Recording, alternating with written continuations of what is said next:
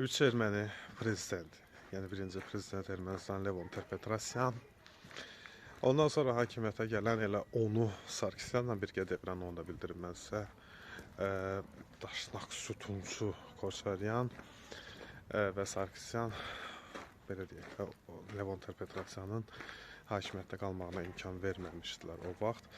İkincisi, Koçaryan, yenə dediyim kimi, ondan sonra isə onun dırnaqarası işlərinin davamçısı Serj Sarkisyanın Azərbaycana ekstradisiyası, yəni məsələləri gündəmdə İrəvanda hal-hazırda.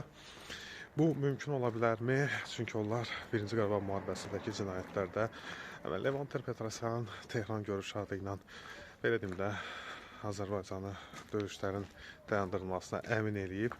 Şuşanı işğal eləmişdi. Mayın 7-sində Tehran görüşü idi, 8-sində Şuşa götürüldü.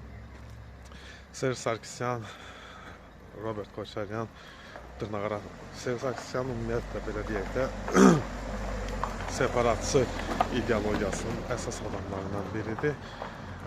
Koçaryan özü isə Azərbaycanlılara qarşı həddən artıq kinli bir insandır.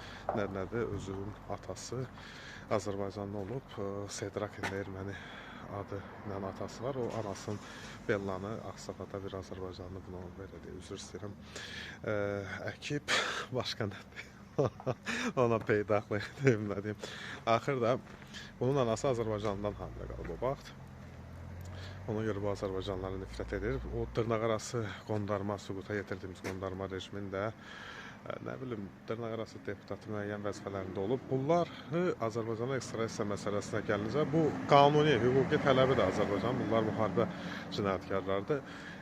Amma Ermənistan bunu edərmi, etməzmi məsələsi də sual doğurur. Əslində qalsa, indiki reallıqları nəzərə alanda edər. Çünki onların hər üçü Ermənistanda Paşinyana qarşı müxalif bütün müxalif hərəkatların, yəni kilsə olur, nə olur, bələdiyyə olur, fərqi yoxdur.